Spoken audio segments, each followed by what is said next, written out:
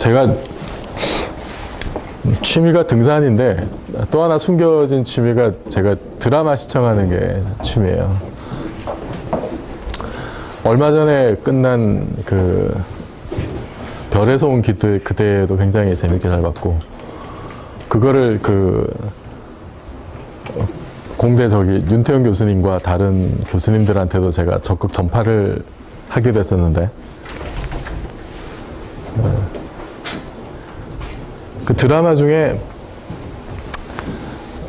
옛날에 MBC에서 했던 선덕여왕이라고 있습니다.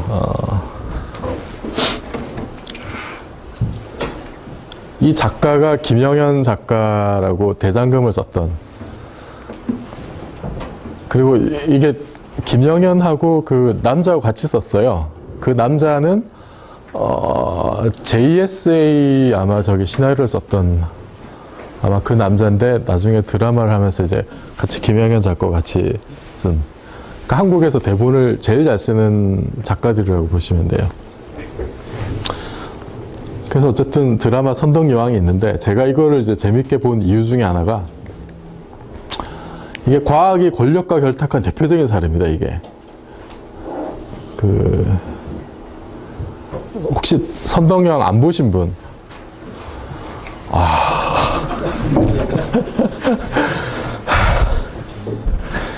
설마 했는데.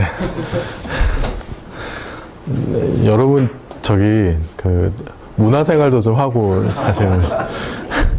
아니, 이게 시청률이 꽤 높이 나왔거든요? 그럼 미실이 누군지도 모르겠네? 미실이 누군지 못 들어봤다, 미실. 미실이 누군지 모르는 분도 있고. 미실이 이제 고현정이 맡았던 악녀 역할인데, 굉장히 캐릭터가 독특해요.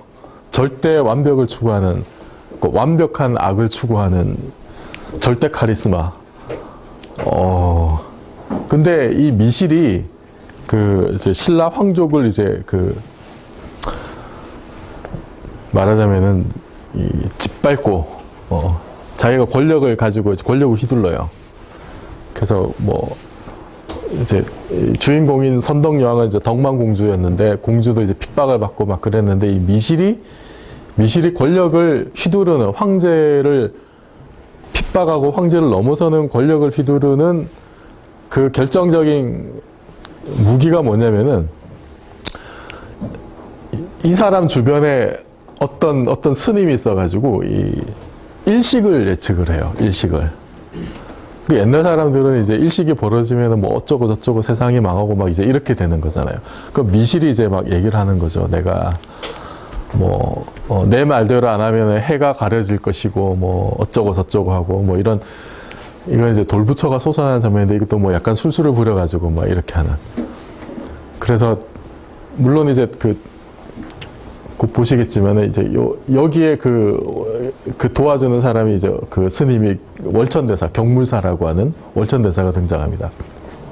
이 아저씨가 당시에 당나라의 달력, 이거를 가지고 와가지고, 그걸로 다시 계산을 해서, 경주 지방에, 아니면 이제 다음 일식이 언제 어디서 있다는 거 이제 계산을 하는 거죠. 그 미실한테 알려주면 미실은 그걸 가지고 이제 막 사수를 부리는 겁니다. 황제를 겁박을 하고. 그래서 권력을 계속 유지를 하는 거예요.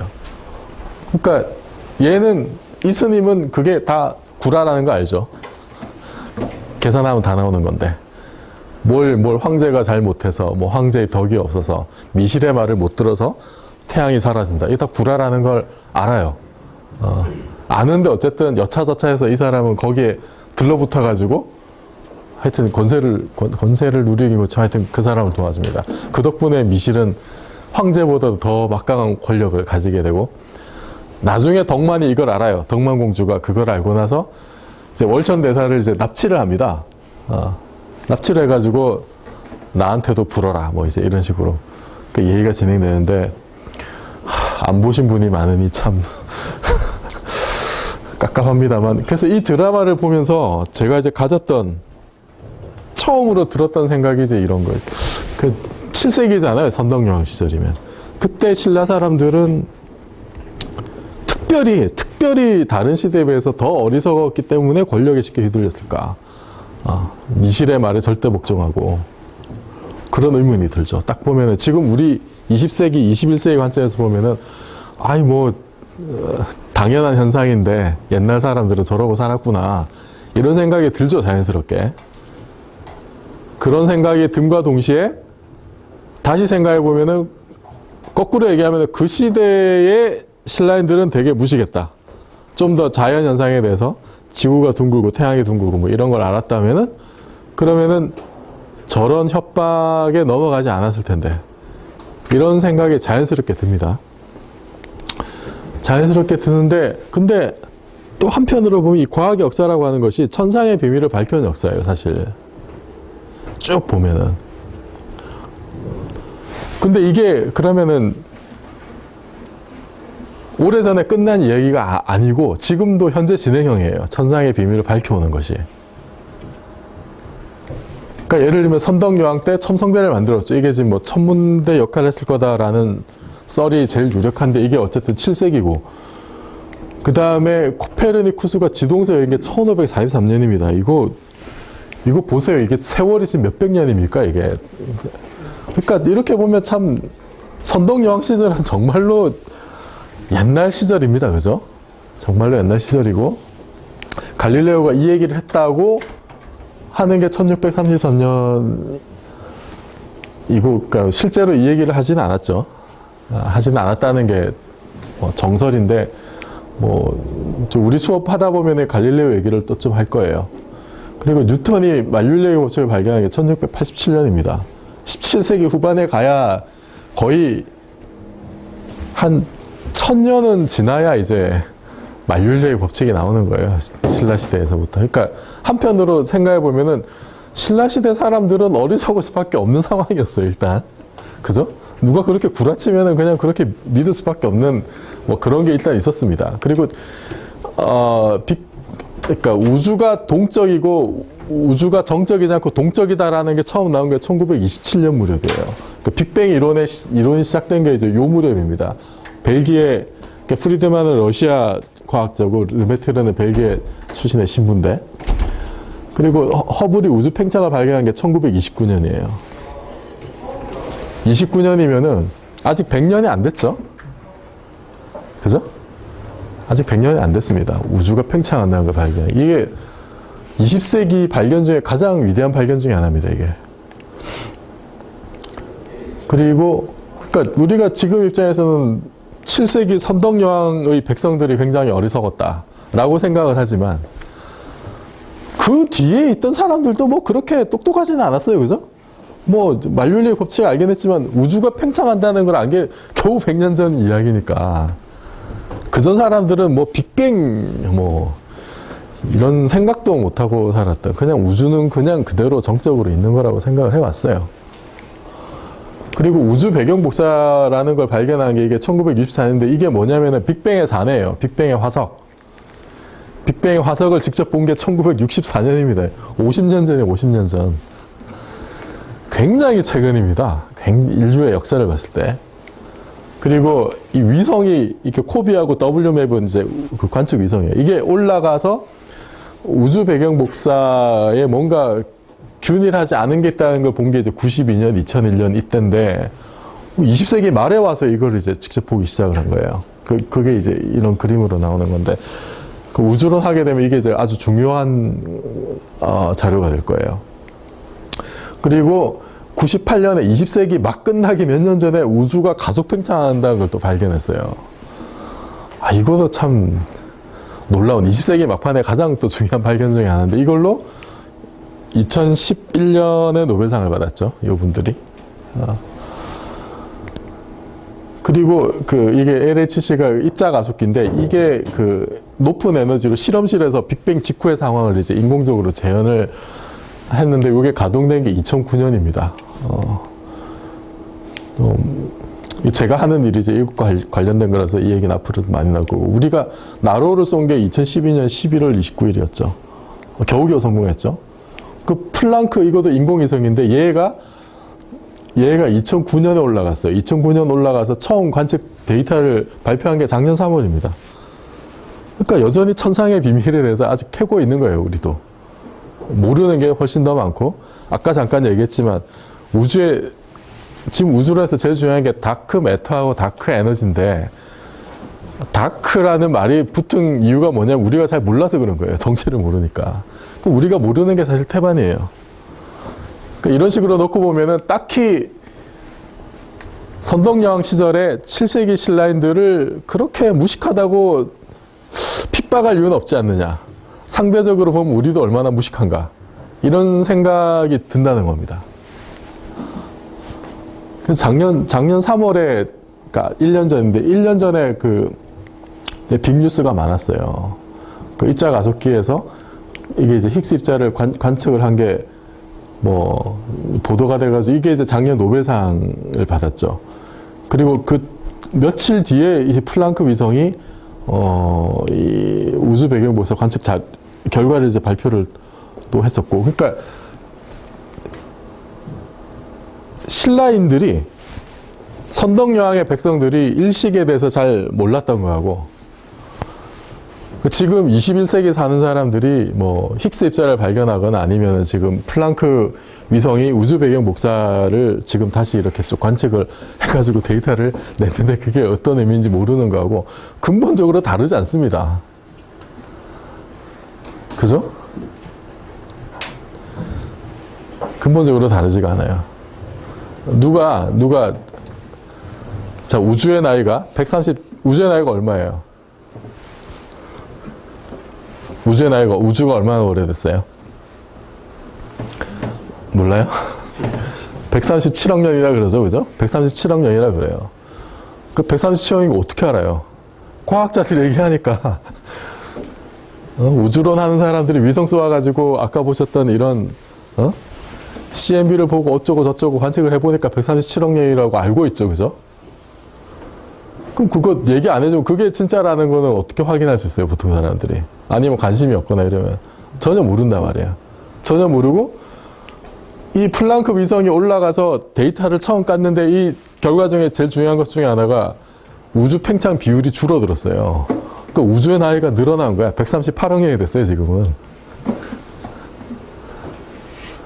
그럼 물론 그럴 리는 없겠지만, 이제 우주의 나이가 137억 년이나 138억 년이냐, 이걸 가지고 권력 투쟁을 한다고 생각을 해보세요. 미실과 덕만처럼. 그게 굉장히 크리티컬한 문제가 됐다. 그러면 보통 사람은 그냥 속아 넘어가는 겁니다. 그죠? 플랑크 데이터를 아는 사람은 극히 일부일 거잖아요. 이 데이터 나오기 전에. 그러니까 물론 여러 가지 현실적인 차이가 많겠지만, 직접 비교는 불가능하지만, 근본적으로 신라시대 백성들이 과학을 잘 모르는 거하고 현대인들이 과학을 잘 모르는 거하고 근본적으로 다르지 않다는 거예요. 네. 그러니까 딱히 옛날 사극 보면서 저런 무식한 백성들 이럴 필요 없다는 겁니다. 그래서 우리는 현대과학에 대해서 얼마나 잘 알고 있느냐 이런 질문을 던져볼 필요가 있다는 거예요. 7세기 신라인과 얼마나 다르냐. 지금 우리는 이런 거 잘 알고 있지만은 예를 들어서 지금 우리가 나로를 이렇게 쏘는데 2번이나 사고가 있고 이래도 사고 원인이 뭔지도 몰랐잖아요. 그러니까 결국은 러시아 기술진이 지금의 월천대사인 겁니다.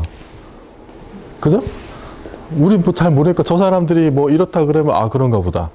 저 사람이 저렇다 그러면 저런가 보다. 그냥 그러고 만 거잖아요. 그죠? 우리 수준이 지금 그런 거예요. 냉정하게 얘기해서. 또 다른 문제가 있는데, 단지 우리가 현대과학을 잘 모른다, 이제 이런 문제도 있지만, 어떻게 보면 더 심각한 문제 중에 하나가 뭐냐. 이걸 그러면 도대체 우리가 어떻게 쓸 거냐. 권력과 결탁하는 문제라든지, 이거는 뭐냐면은, 덕만이 월천대사를 납치를 해요. 미실의 권력이 어디서 나오는지를 캐내기 위해서. 월천대사의 존재를 알고 납치를 해가지고, 야, 너 어떻게 일식 계산했어? 이렇게 막 잡아 족칩니다. 잡아 족치면서 회유 협박을 해요. 덕만공주가 이효원입니다. 이효원. 그 예쁜 배우가 표독스럽게 스님을 협박을 하고 회유를 하고 나를 도와라. 나를 도와달라. 그랬더니 그때 던진 월천대사 한마디가 이겁니다. 너는 미시라고 뭐가 다르냐? 너도 이걸 이용해서 권력 잡으려는 거 아니냐? 굉장히 저는 중요한 포인트로 생각을 해요. 근데 아까 앞 시간에도 말씀드렸지만 이미 20세기는 과학 문명의 시대였습니다. 그죠? 우리가 알게 모르게 그냥 다 스며져 있는 거예요. 그래서 이미 과학은 일상이고 정치가 돼버렸어요. 이미. 그러니까 월천대사가 덕만한테 너는 얼마나 다르냐. 이거는 지금 20세기에 살고 있는 우리한테 다 적이 되는 거예요. 우리 어차피 지금 우리가 겪었던 일들, 뭐 황우석 사건이라는, 벌써 10년 됐죠, 이게. 그 다음에 이거는 그때 광우병 사태가 났을 때 주한 미 대사가 뭐라 그랬냐면은 한국 사람들은 과학에 대해서 좀 더 많이 알 필요가 있다.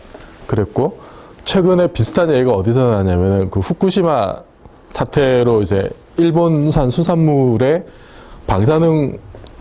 수산물이 방사능 오염됐을지 모르니까 우리가 좀 제한을 두겠다 하니까 일본 관계자들이 뭐라 그랬냐면 왜 한국 정부는 객관적으로 과학적으로 분석한 데이터를 안 믿느냐 이런 얘기를 합니다.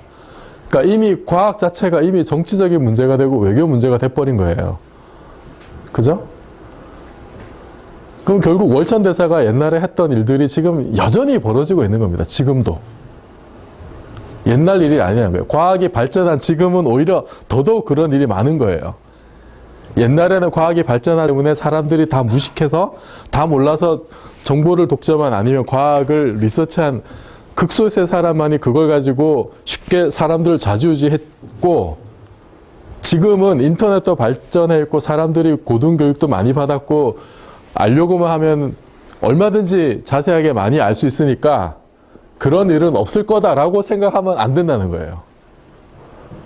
옛날보다 어쩌면 훨씬 더 많이 과학이 권력과 결탁을 해서 사람들을 미혹하거나 아니면은 정말로 어떤 게 진짜인지 가짜인지 구분하기 힘든 상황이 돼버리거나 그것이 여러 현실 정치나 권력 문제하고 얽혀가지고 상당히 간단하게 해결하지 못하는 일들이 이미 많이 벌어졌다는 겁니다. 그래서 인터넷이 발전하고 과학이 발전하고 기술이 발전하고 문명이 올라섰다고 해가지고 이게 자연스럽게 해결되는 문제가 아니라는 거예요. 천안함 사건도 마찬가지고. 우리는 정말로 그러면은 거기에 대해서 사회적인 책임을 다했느냐? 예? 월천대사 같은 위치에 있는 사람들이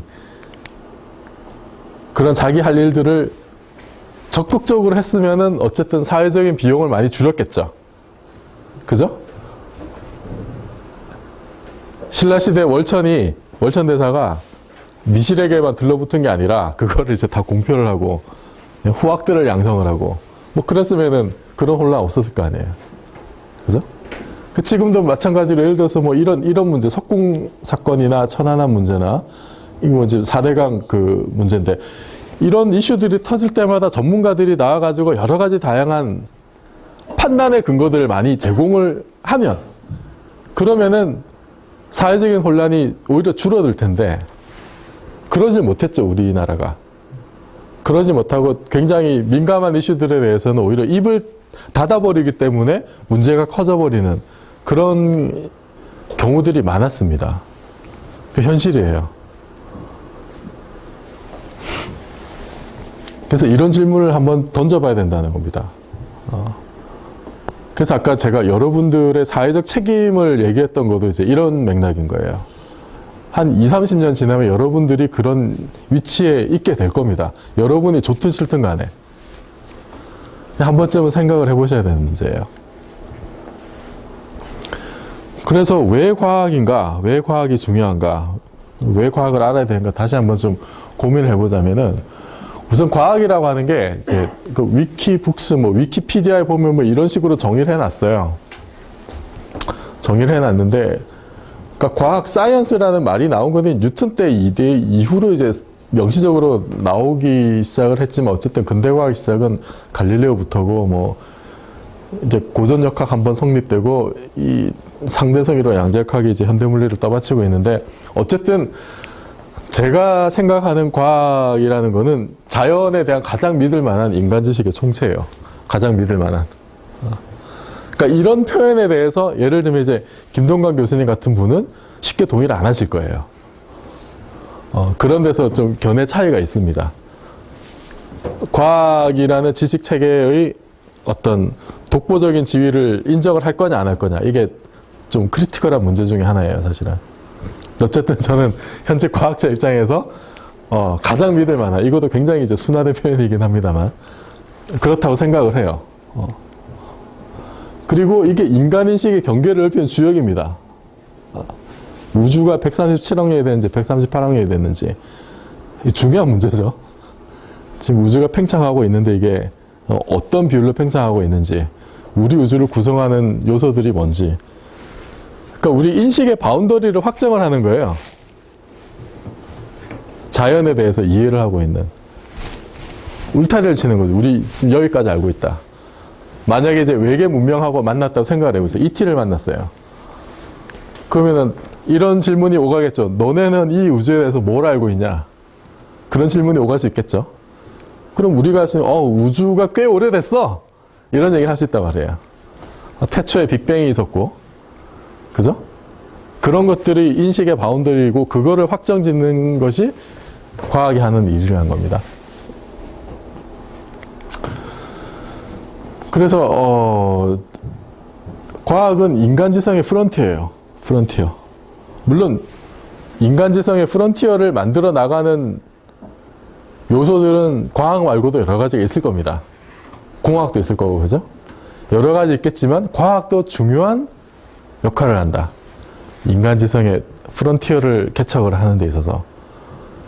이게 저는 굉장히 중요한 포인트라고 생각을 해요. 우리 인식의 프론티어를 만들어 나간다는 거. 잘 감이 안 오죠, 이게 무슨 얘기인지. 근데 어쨌든 과학이라고 하는 거는 또 이제 이 자연에 대한 총체적인 이해인데, 이 자연을 대면하는 것이 굉장히 사실은 쉽지가 않아요. 저는 전공이 이론 물리라서 뭐 흔히 하는 얘기로 종이하고 이제 연필만 있으면 되는, 물론 요새는 컴퓨터로 계산을 좀 하기도 하지만은 기본적으로 좀 말하자면 되게 편합니다, 사실은. 근데 원래 과학은 그렇지가 않아요. 이제 자연과학, 특히 내추럴 사이언스라고 하는 것은 왜 앞에 내추럴이 붙느냐면 그 자연하고 직접 대면해서 뭔가를 얻어야 되기 때문에. 그래서 지금 작년 겨울에 제가 소백산 천문대 갈 일이 있었는데, 전날 며칠 동안 눈이 엄청 많이 와가지고 여기 올라가는데 고생을 조금 했었어요.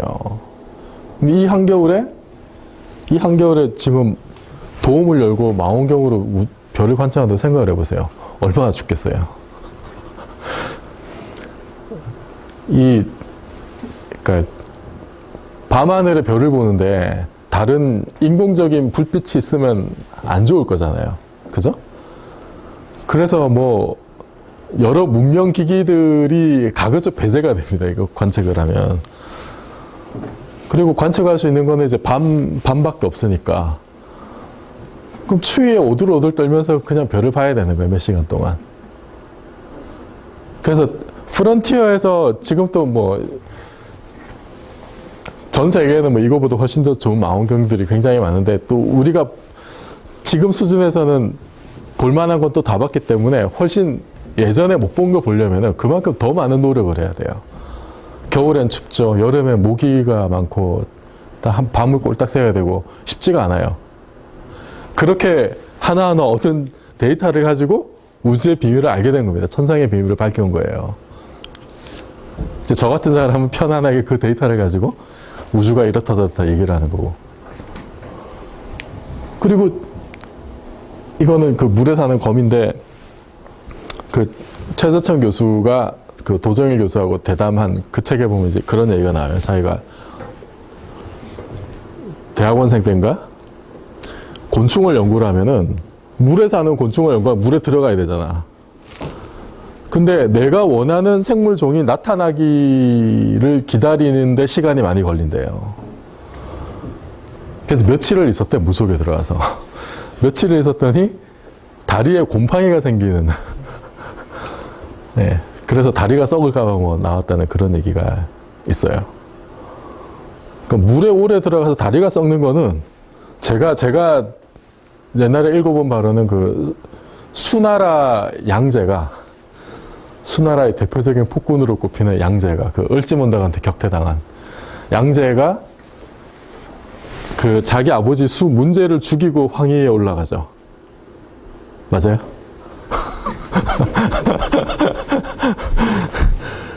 그러고는 이게 그 자기 아버지보다 더 폭군이에요, 얘가.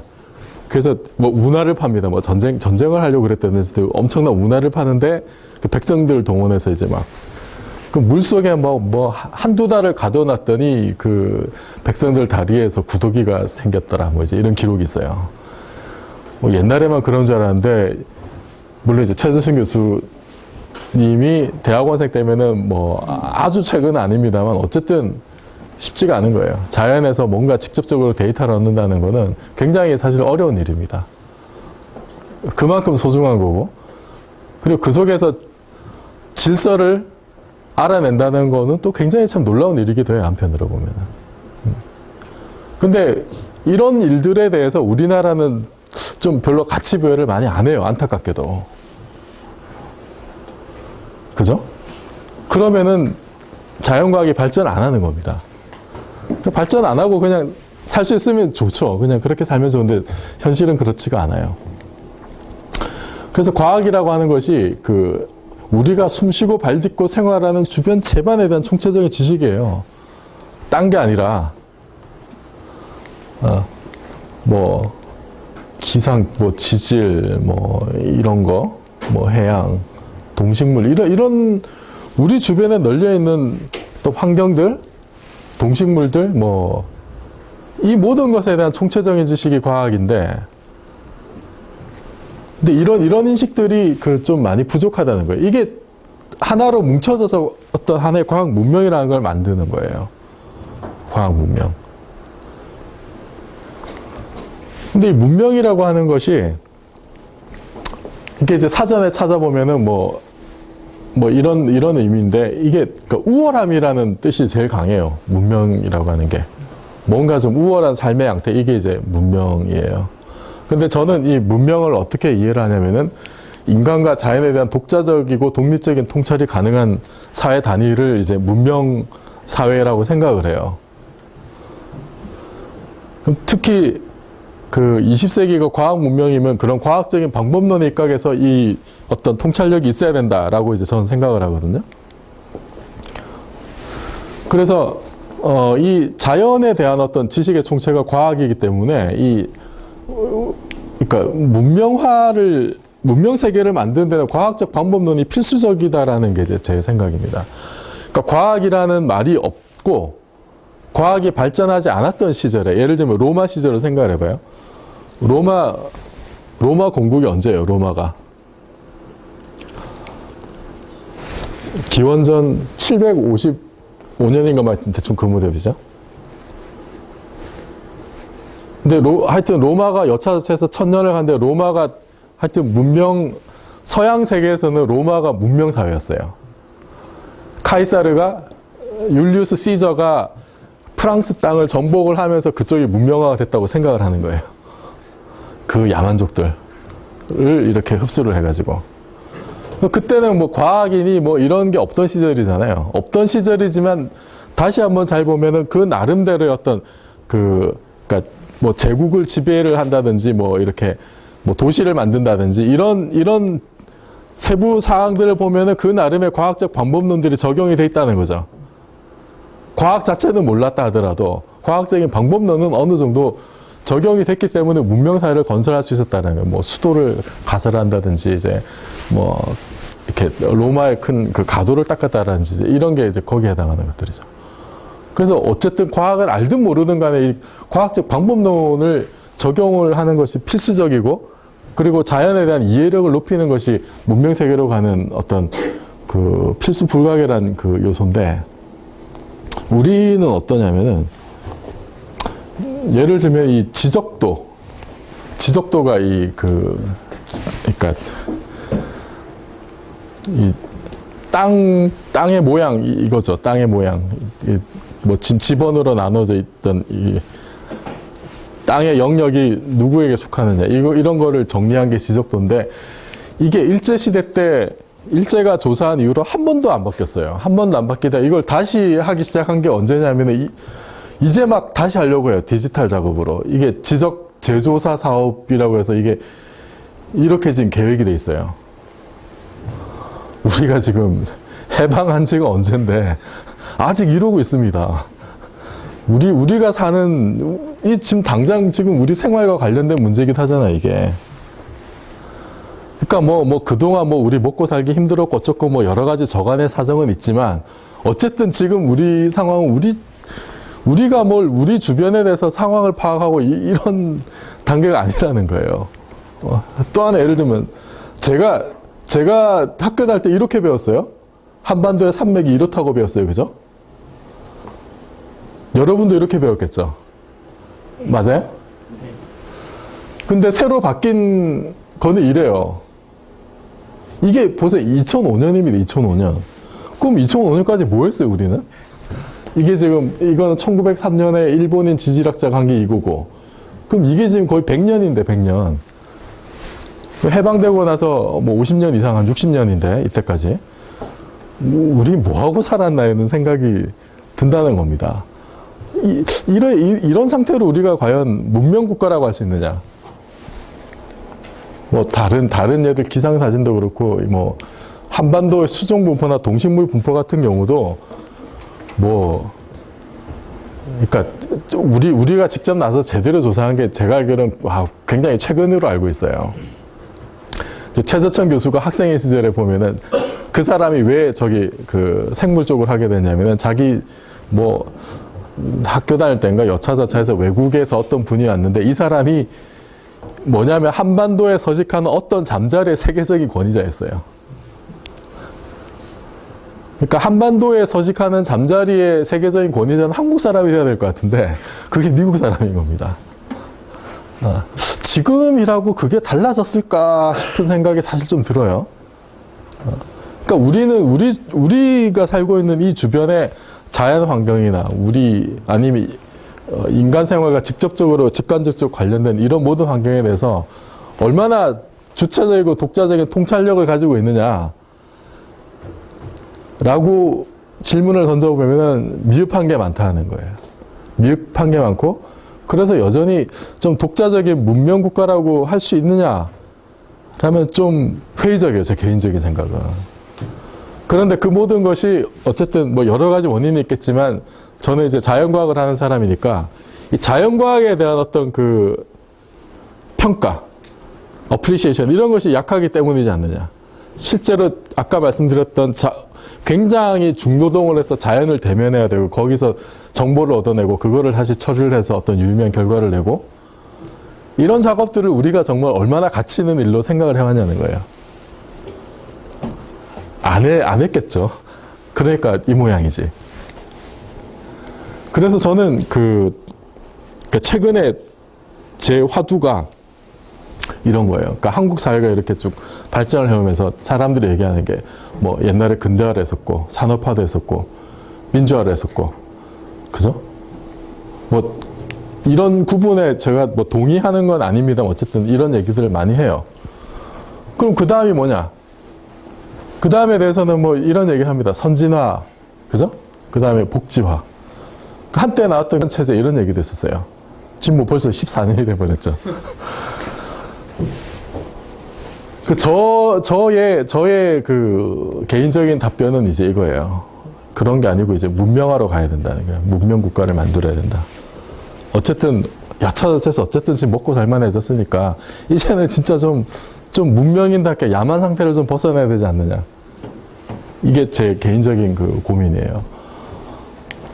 그래서 이 사무엘 헌팅턴이 문명의 충돌을 쓰고 이게 지금 유명해진 게 99년에서 2000년 넘어갈 때 뉴 밀레니엄이라고 왜 Y2K 프라블럼 나오고 막 잘못하면 날아가는 비행기 떨어진다고 그죠?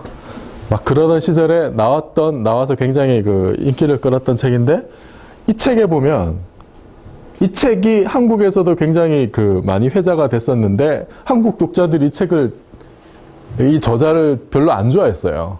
그 이유가 뭐냐면은, 그러니까 이 사람의 그러니까 문명권을 분류한 게 이제 이래요.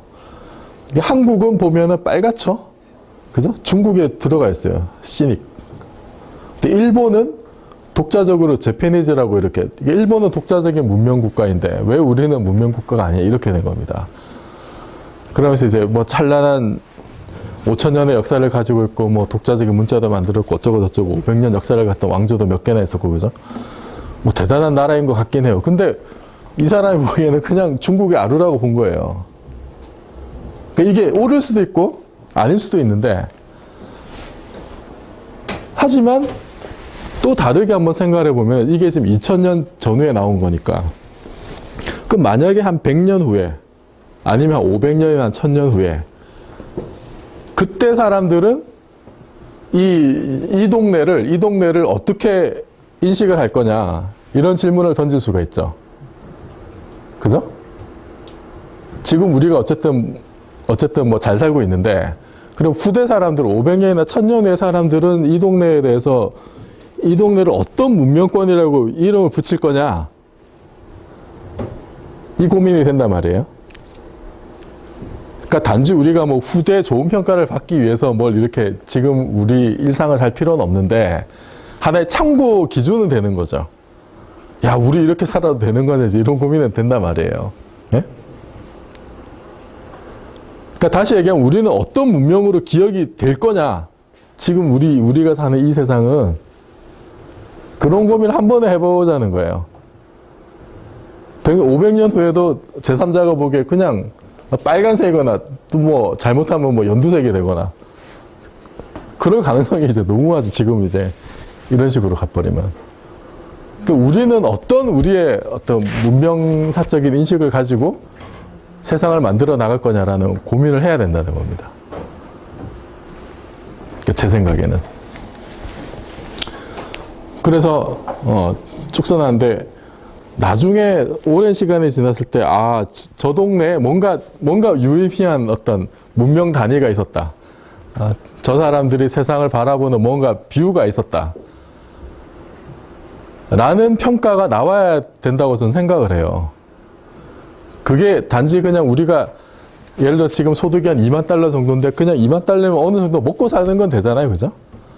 근데 그냥 그렇게 먹고 사는 것이 우리가 그냥 이렇게 이 땅에 태어나서 그냥 여기 살아가는 이유냐 라고 하면은 그거는 좀 아닌 것 같죠. 그죠? 뭐 그렇게 살아도 상관없지만 좀 욕심을 부린다면. 그래서 한국 사회 문명하게 뭔가 그랜드 디자인이 필요하지 않느냐. 그 요즘 제 고민 중에 하나가 이제 이런 거예요. 이런 건데, 여기서 아까도 말씀드렸지만 이 문명 사회를 만드는, 물론 우리가 옛날처럼 이게 아주 야만스럽거나 이제 이런 단계는 좀 벗어나긴 했는데, 뭐 물론 야만스러운 요소들이 완전히 없어지지도 않았습니다만, 대체적으로 봤을 때 뭐 문명 사회죠. 근데 제가 말씀드리고 싶은 거는 그 인식론적인 측면에서 정말로 문명화된 세상을 만들어야 된다고 생각을 하는데, 그 중에서 가장, 그러니까 저는 어차피 그 자연과학을 하는 사람이기 때문에 이 문명 사회를 만드는 데 있어서 여러 가지 요소가 있겠지만 과학적 방법론이 상당히 중요하다. 왜냐하면 지금 우리가 살아가야 될 21세기는 아까 계속 말씀드렸지만 과학 문명이기 때문에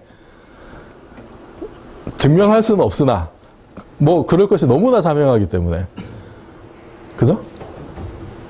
그 속에서 뭔가 나의 역할이 있을 수도 있고, 공학을 하시는 여러분의 역할이 있을 수도 있고, 좀 이런 생각들을 가지고 세상을 살아야 되지 않느냐.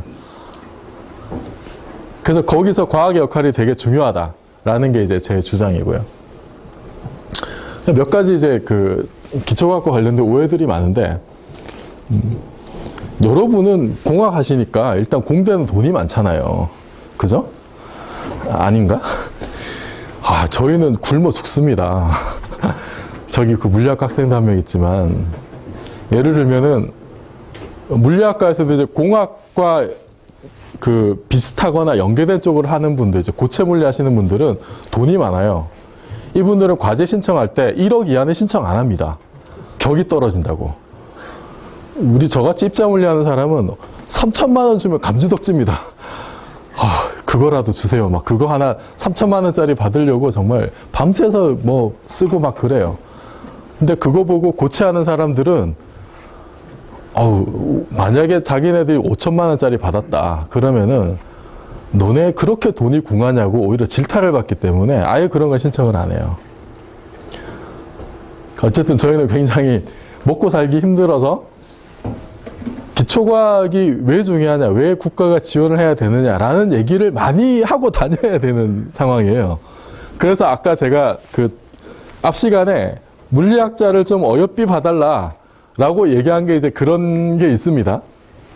그래서 저도 그 30대 때 파란만장한 30대를 살면서 여기저기 기회가 있을 때마다 그런 얘기들 하고 다녔어요. 왜 기초과학이 중요하냐, 왜 좀 당신들이 어여삐 여겨야 되냐, 이런 얘기들을 쭉쭉 하고 다녔는데, 그런 얘기들 하다 보니까 주위에서 이제 그 반응들을 보면은 기초과학에 대해서 그 좀 오해하고 있는 것들이 꽤 있어요. 그래서 그거를 한번 잠깐 이제 소개를 해드리고 싶은데, 첫 번째는 뭐냐면은 기초과학은 이게 뭔가 지금 투자를 하면은 그러면은 당장은 아닌데 몇십 년 후에 여기 우리한테 이제 큰 이득을 갖다 주는, 그러니까 그 뭔가 이제 증권을 묻어놓고 나중에 이렇게 대박이 나는 이제 이런 식의 사고를 많이 해요. 정부에서 내가 오늘 너네한테 10,000원 주는데 그럼 5년 후에 그걸 20,000원을 만들어 줄 수 있느냐, 뭐 이런 식입니다. 그래서 무슨 연구 과제 뭐 이런 거 쓸 때 뭐 산업적인 뭐 효용성 이런 거 쓰라 그래요. 없어요, 그런 거 사실. 그냥 대책이 없다고 쓰고 싶죠. 그러면 탈락입니다. 근데 현실은 어떠냐면 이 기초과학은 제가 생각할 때 당장 목전에 국가 생존과 직결되는 문제예요, 이거는. 이런 것들, 기상이변, 자연재해, 뭐 신종 바이러스, 식량 부족, 자원 부족, 이거 어쩔 거예요?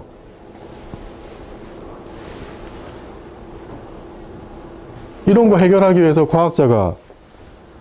과학자 내지는 공학자가 있어야 되는 거란 말이에요. 이거는 당장의 국민의 생명과 재산, 국가의 존립에 영향을 주는 겁니다. 이걸 해결을 안 하면, 이걸 해결하기 위해서 그런 전문가를 키우는데 시간이 많이 걸리는 건 사실이죠. 시간이 많이 걸리지만은 그렇다고 해서 미래의 일이니까 관두자라는 결론이 도출 안 되는 거예요. 시간이 걸리지만 당장이라도 해야 되겠다는 결론이 나와야 되는 거란 말이에요. 이거는 지금 없으면 우리가 당장 죽게 생긴 문제니까. 우리 이걸 너무나 당연해. 예를 들어서 태풍이 불어가지고 아니면 쓰나미가 와서 동남아에서 몇천 명이 죽어나갔는데 그거를 당연하게 여기는 나라가 있는가 하면은 쓰나미 경보를 발령을 해서 피해를 최소화하는 나라도 있단 말이에요. 또 어느 쪽을 가야 되냐는 거지. 뭐 후쿠시마 사태 이제 거의 뭐 지금 2014년 벌써 3년 됐죠. 이거 났을 때 우리 얼마나 지금 이 방사능이 이쪽으로 오냐 마냐 가지고 다들 남의 나라 기상청 가서, 예? 아니 이게 이렇게 물론 어려운 쉬운 일은 아니겠지만 이게 지금 국민의 생명에 직결되는 문제인데 온 나라 국민들이 다 남의 나라 홈페이지에 가가지고 기상청 홈페이지에 가가지고 이게 지금 우리나라 오니 안 오니 편서풍이 어떠니 저떠니 이래야 된단 말이에요. 그러니까 이거는 지금 기초과학을 잘 모르면은 이거는 그냥 특히나 지금 같은 세상에서는 바로 그냥 국민의 생명에 직결되는 국가의 존립에 영향을 주는 그런 문제입니다. 일본도 마찬가지죠. 이거 보세요. 지금 후쿠시마 이것 때문에 지금 미국이 도와줄까, 도와주니 많이, 일본 할 수 있다, 안 할 수 있다. 지금 완전히 폐허가 돼가지고 사람 살지도 못하고. 그죠? 아주 심한 경우에는 일본 이제 망했다고 얘기하는 사람들도 있고. 폭삭 망하지는 않겠지만 어쨌든 굉장히 큰 데미지를 입은 거죠. 그러니까 이거는 현실의 문제입니다. 현실의 문제. 당장 해결이 되지 않을 수는 있어요. 지금 우리가 그동안 해온 게 없으니까. 그렇다고 해서 미룰 수 있는 문제는 아니라는 거예요. 이게. 뭐, 그 다음에 또 하나 다른 예를 들려면은, 뭐, 안암동에서 막걸리를 먹어야 제맛이죠. 그죠? 근데 이게 그러니까, 이 특별한 미생물을 써서 발효를 하면 이거 특허료를 내야 돼요. 이게 우리나라 술인데. 이거 어쨌든 이거를 그 미생물을 등록하는 것이 옛날에 걔네들이 하여튼 다 해버려가지고 일제시대 때 어쩌고 저쩌고 하면서. 그리고 하여튼 뭐 이런 협약도 있고 해서 고유한 생물종이 특허로 등록이 가능하고, 그러니까 이 특별한 종으로 발효를 하고 이런 거는 로열티를 내야 되는. 그러니까 이미 그런 시대에 살고 있는 겁니다, 우리가. 우리도 부랴부랴 이제 이런 짓들 하고 있죠. 하고 있는데, 뭐, 많이 늦었죠, 사실은. 많이 늦었지만 그렇다고 지금 뭐 또 안 할 수는 없는 거잖아요. 예? 현실의 문제라는 거예요, 현실의 문제. 뭐 미래에 뭘 우리한테 이익을 주니 아니 이런 문제가 아니고, 우리도 지금 이제 우주로 가려 하잖아요, 그죠? 뭐 위성도 띄우고 나로도 쏘아 올렸는데, 자 우주로 간다고 생각을 해봅시다. 뭐 아까 얘기했지만 이거 여기 들어가는 기술 우리 아는 게 하나도 없어요. 우주로 가고 싶은데 지금 뭐 이제 달 탐사도 뭐 곧 한다 그러죠, 그죠? 이제 겨우 로켓 띄우니 많이 하는데 달 탐사 뭐 이렇게 뭐 하면 이제 뭐 물론 이제 좋은 일이긴 하지만은 그럼 우리가 얼마나 이제 준비가 돼 있느냐? 그냥 무턱대고 우주로 가자고 하면 이제 갈 수 있느냐? 이런 문제가 있다는 게 가장 대표적으로 우리가 그 물리학자들이 예를 드는 게 이제 이런 거고 GPS. 이거는 상대성으로 수업하면 나올 텐데 얘가 그러니까 자동차 내비게이션 여러분 스마트폰에 다 있는 거잖아요, 이게. 위치 추적하는 게. 이게 위성이 한 뭐 20개, 30개 떠가지고 수신기에 정보를 보내서 그러면 3차원의 점을 하나 찍으려면 3개 좌표가 필요하죠, 그죠? 3개 정보가. 보통 한 너댓 개 시그널을 받아요. 그래서 위치를 정합니다. 하여튼 중요한 게 위성이에요, 위성. 이 GPS를 구성하는 위성인데 얘가 되게 빨라요. 시속 14,000km, 15,000km. 비행기가 보통 민항기가 얼마예요? 속도가? 예? 1000 정도죠, 1000. 약간 암속, 그죠? 그거 15배 정도 빨리 돕니다. 이렇게 빨리 돌면은 특수 상대론 때문에 시간이 늘어나요. 위성에 내장된 시계가. 그 다음에 위성의 고도가 되게 높아요. 지상 2만 킬로. 그럼 중력이 약하겠죠? 중력이 약하면 시계가 빨리 가요. 요게 하루에 100만 분의 7초, 이건 하루에 플러스 100만 분의 45초. 이거 보정해줘야 돼요. 자, 고려대학교 물리학과를 나왔는데 일반 상대생이 이걸 배울 길이 없습니다, 지금. 그죠? 근데 우리는 우주로 가고 싶어요. 우주로 가야 되는데 지금 이거를 모르고 우주로 가면 낭패입니다. 그러겠죠? 그러니까 이게 당장의 문제라는 거예요. 그 머지않은 미래에 우리는 머지않은 미래에 우리가 우주여행을 해야 될 텐데, 우주선 타고 스타트rek처럼 중력을 알아야 우주로 가셨어요. 중력을 알아야. 그럼 머지않은 미래에 우리가 우주로 진출하면 지금부터 준비를 해야 되죠. 이게 현실의 문제라는 겁니다. 기초과학을 아는 것이. 그 두 번째 오해. 한국은 아직 기초과학 할 만큼 돈이 많지 않다. 이런 얘기 많이 하죠. 그런데 국방력 2020 이거는 조금 지금은 약간 수정이 됐는데, 여기 들어간 돈이 처음에 이게 이제 노무현 정부 때 기획이 됐는데 그때 이게 680조 원이었어요. 680조 원. 감이 안 오죠. 680조 원 얼마나 많은 돈인지. 우리나라 1년 예산이 얼마예요? 네? 300조 정도 돼요. 300조. 더블 두 배 정도, 2배도 넘는 돈이 계속 들어가는 겁니다. 저게 연간 40조 원 이상. 그러니까 뭐 물가 상승률 때문에 지금은 한 국방비가 30조 원 조금 넘는데 나중에 이게 계속 이제 올라가가지고 이렇게 들어가요. 어쨌든. 그리고 4대강 하는데 5년간 22조나 썼어요, 우리가. 근데 지금 제가 월급 받고 있는 BK21 플러스 사업, 이거는 3조 3천억 사업인데 7년이에요. 이건 7년. 7년간 3조 3천억이고 사업 단위 580개입니다.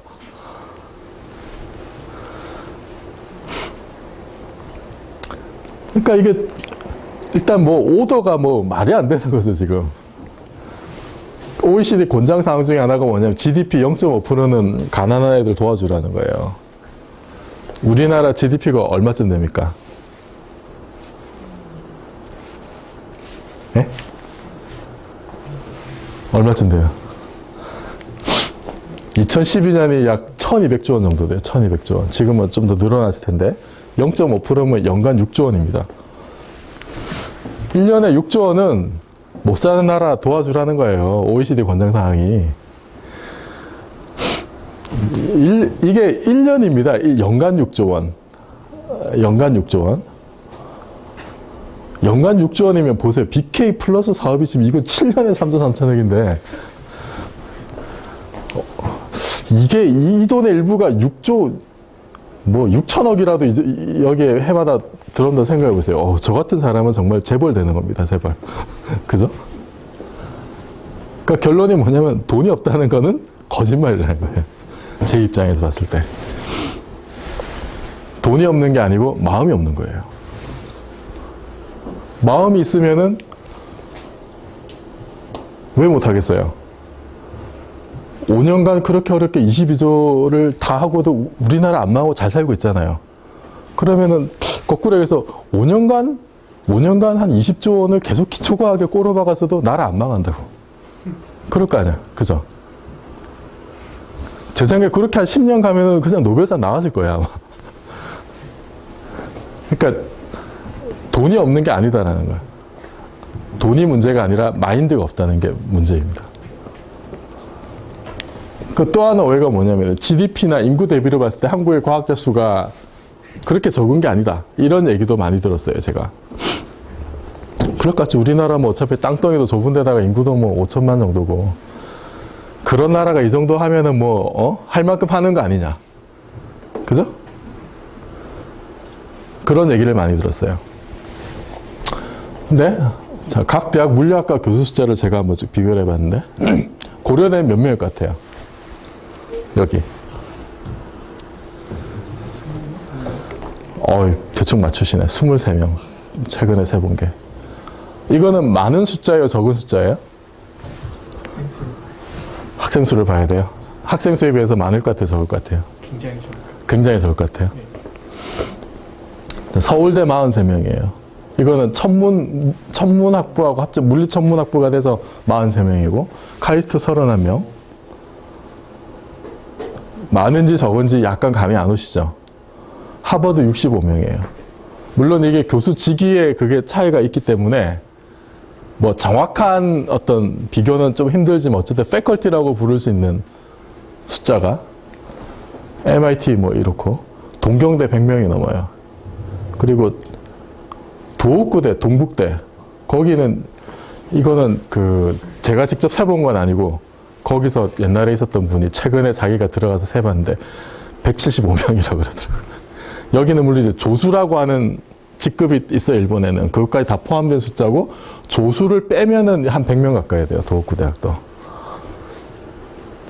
그러니까 일본에서 가장 그 이공계 쪽으로 가장 잘 나가는 대학 중에 하나예요.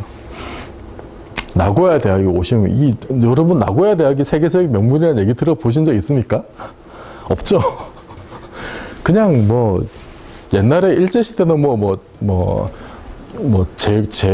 제국 3대학인가 4대학인가 그런 데예요.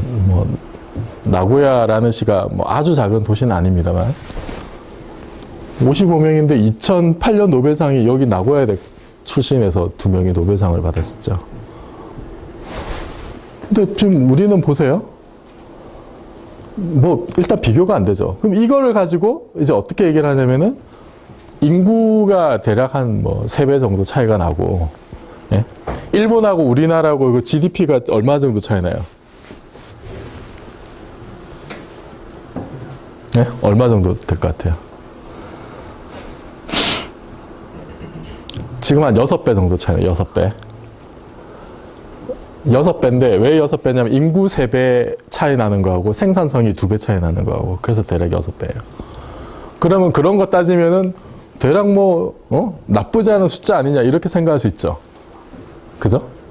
그런 얘기를 저도 많이 들었어요. 이런 나라에서 이 정도 하는 게 잘하는 짓이다. 근데 다른 분야를 보면은 제가 이런 주장에 대해서 어이가 없어서 제가 찾아본 사례 중에 하나가 이제 이런 게 있어요. 조선업계 설계 인력을 이제 비교를 해보면 이거 이제 우리나라 조선업이 아주 잘 나갈 때 거의 최전성기일 때 자료이기 때문에 지금은 좀 달라요. 2000년대 초반의 자료인데 이때는 물론 이제 그 선박 수주량 기준으로 쭉 조사를 하면 세계 10대 조선소에 한국 조선소가 7개 들어가 있는 그런 시절의 데이터입니다. 그때 1등부터 한 4등, 5등까지는 국내 순위하고 세계 순위가 같았어요. 지금도 아마 1, 2, 3등 정도는 아마 한국 업체가 쓸고 있을 것 같은데 지금은 10대 조선소에 한 4개인가 5개인가 아마 그렇게 있을 거예요. 근데 요때 하여튼 제일 잘 나가던 시절에 H사 어딘지 알겠죠? 거기 선박 그 설계 전문 인력 그러니까 총 종업원 수가 아니라 설계만 전문적으로 하는 고급 인력이 H사에 1,300명, D사에 2,000명, 그다음에 S사에 1,200명 있었어요. 그러니까 한국 전체로 8,000명 있었습니다. 8,000명. 그럼 이거는 많은 숫자예요, 적은 숫자예요? 일본은 어땠을 것 같아요? 일본 전체에 그 비슷한 수준의 설계 인력이 얼마 있었을 것 같아요, 저 때? 네? 일본은 2,000명입니다, 2,000명. 우리가 오히려 4배 많았어요. 이 상황은 그러면 GDP나 인구 대비로 말이 되는 상황이냐 이거죠. 말이 안 되는 겁니다. 그죠? 근데 그럼 이게 지금 시사하는 바가 뭐예요? 이렇게 했으니까 조선이 1등 먹은 거예요. 거꾸로 얘기하면. 말도 안 되는 비대칭 투자를 했기 때문에 압도적으로 1등을 한 겁니다. 물론 이제 그 특수 선박이나 이런 고부가 가치 선박 이런 데는 또 좀 약간 얘기가 다를 수 있겠지만 어쨌든 지표상으로 드러난 거 보면은 그래서 이 당시에도 중복 투자 얘기가 많았어요. 지금 STX 같은 경우에 지금 막 난리가 나고 막 그랬죠. 그때는 STX가 제일 잘 나가던 때고 그러니까 지금과 좀 다르긴 하지만 어쨌든 이렇게 말도 안 되는 중복 투자라는 얘기를 들을 정도로 어이없을 정도의 비대칭적인 어떤 물적 지원 이런 게 있었기 때문에 하여튼 이 동네가 그렇게 잘 나갈 수 있었던 거예요. 그럼 이 경우를 한번 봅시다. 우리가 그러면 물리학에서 그러니까 아니면 기초과학에서 남들 하는 만큼 GDP나 인구 대비로 한다는 건 남들 하는 만큼 하는 거예요. 남들 하는 만큼 하면 그냥 그 수준 가는 겁니다. 그죠? 뛰어넘을 수가 없는 거예요. 여기는 말도 안 되는 비대칭의 노력을 기울인 결과 상황을 바꾼 거죠. 근데 한국이 발전한 게 이런 거잖아요. 이거다 싶은데 몰빵하는 거죠. 반도체 산업도 그랬고. 그러니까 이런 관점을 쓰면 기초과학은 선택과 집중해서 선택을 안 한 거예요, 사실은. 할 만큼 했다 이게 아니라 솔직히 선택을 안 한 겁니다.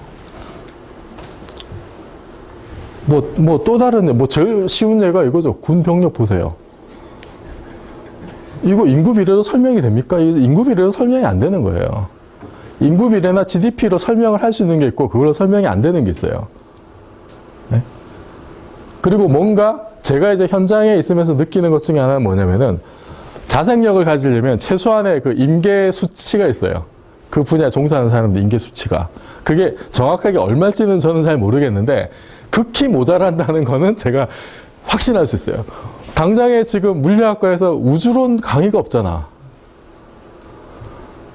그죠? 교수가 한 100명 된다 생각해 보세요. 고려대 물리학과에 교수가 100명 있어요. 그럼 우주론 강의가 없겠어요? 그죠? 그래서 이런 식으로 따지는 건 일단 말이 안 된다는 거예요. 그래서 아까부터 말씀드렸지만 과학은 인간지성의 프론티어인데 프론티어의 가치는 뭐냐면은 애플하고 삼성의 차이인데 이걸 다시 얘기하면 이런 겁니다. 제가 생각할 때. 그러니까 우리는 뒤에 따라간 편리한 기술을 추구하는 건 잘해요. 남들이 만들어 놓은 편리함이라는 정의 속에서 뭔가 새로운 편리함을 추구하는 건 잘하지만 아이폰이 왜 대단하냐면 편리함의 개념을 바꿔버린 거예요. 예? 게임의 룰을 바꾸고 없던 개념을 새로 가지고 온 겁니다. 이게 프론티어의 가치예요. 그러니까 한국에서는 당연히 아이폰 같은 제품이 안 나오지. 옛날에 삼성이 예를 들어서 융복합기 만들었잖아요. 그죠? 팩스, 스캐너, 프린터. 융합을 잘했어요. 근데 왜 아이폰 같은 혁신이 안 나왔겠어요? 그냥 합친다고 해서 혁신이 일어나는 게 아니라 말이에요.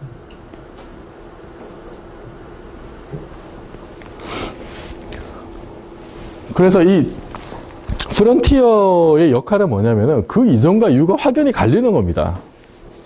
그 중요성이라고 하는 게. 아이폰 이전과 이후는 완전히 다른 세상이죠. 그죠?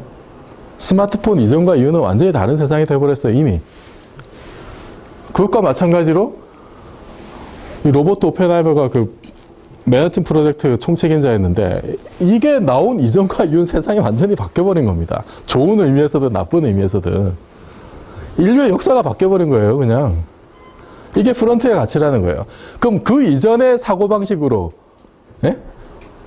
원자력 에너지 이전의 사고방식, 스마트폰 이전의 사고방식으로 그 이후를 상상할 수가 있냐는 거예요. 상상이 안 되는 겁니다. 그 바이 데피니션 상상이 안 되는 거예요. 그러니까 프론티어의 중요성은 뭐냐면 그 이후를 점칠 수 없다는 것이 가치라는 겁니다. 프론티어의 가치는. 또 다른 얘기는 인터넷 같은 거. 입자 가속기 만들다가 거기 있는 팀 버너스리가 너무 떨어져 있으니 한번 엮어보자 해서 나온 게 이거잖아. 이 이전과 이후는 완전히 다른 세상이 돼버렸죠. 프론티어의 가치는 이런 데 있다는 거예요. 완전히 새로운 편리함의 개념 자체가 바뀌는 거예요. 좀 더 편리해진다 이게 아니라. 예? 그래서 여러분이 이 현대물리 수업을 들으면서도 그러니까 뭔가 정말로 완전히 새로운 프론티어의 개념, 완전히 새로운 관점의 어떤 모티브를 얻고 가면은 그거 하나라도 저는 굉장히 성공이라고 생각을 해요. 그래서 세상에 없던 개념하고 세상에 없던 규칙을 만드는 게 중요한 겁니다. 그래서 왜 물리학이냐, 그 중에서도. 제가 물리학자니까. 물리학이라는 건 만물의 근본 이치를 따진 학문인데, 그래서 보편적인 법칙을 추구를 해왔죠. 만류인력이라는 게 그런 의미죠. 보편 법칙이라는 뜻이죠. 이게 나중에 이제 일반상대로 바뀌긴 했지만, 물리학이 다루는 범위가 이렇게 넓어요. 하여튼 어마어마한 사이즈인데, 분야도 여러 가지가 있고, 근데 참 신기한 게 그러니까 굉장히 눈에도 보이지 않는 미시 세계에서부터 대우주, 우리가 관측할 수 있는 대우주까지가 다 물리학이 다루는 범위인데, 아이러니하게도 우주 전체는 거의 텅 비어 있어요. 우주 전체로 대략 10의 8승계의 애텀이 있는 걸로 예상이 되는데, 그럼 원자 하나가 차지하는 사이즈가 얼마 정도 될 것 같아요? 한 변이. 얼마 정도 될 것 같아요?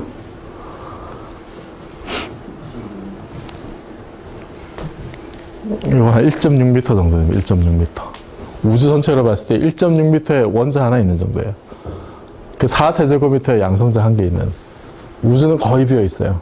여기는 어마어마하게 많죠? 여기는 무지막지하게 많지만 밖으로 나가면 거의 다 비어 있어요.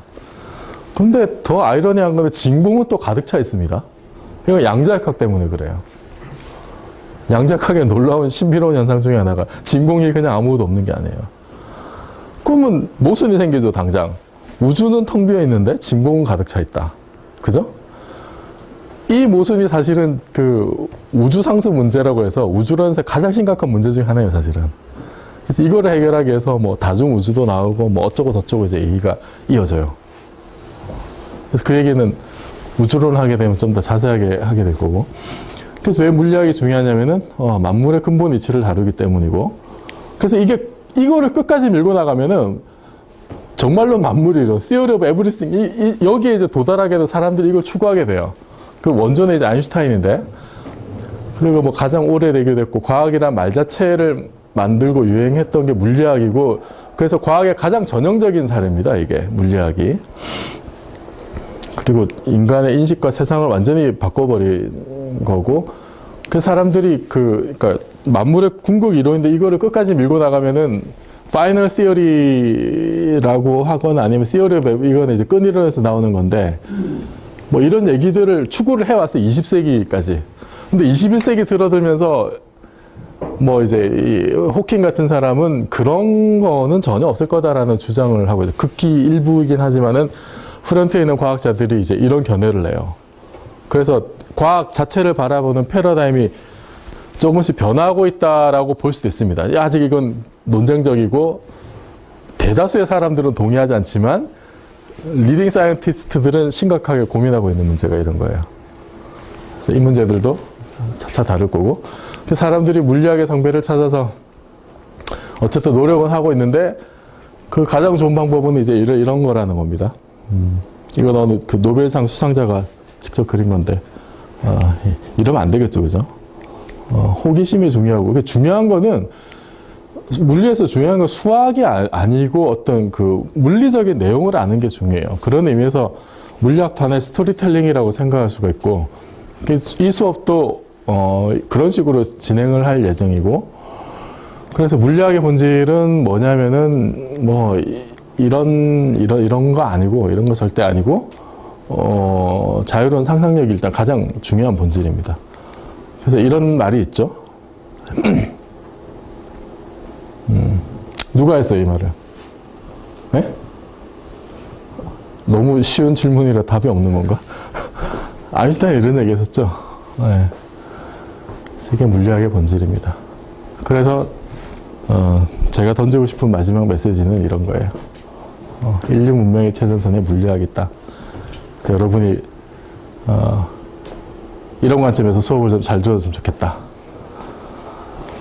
그래서 앞으로 남은 시간 동안에 오늘 강의 요약문을 써서 저한테 주고 가시면 됩니다.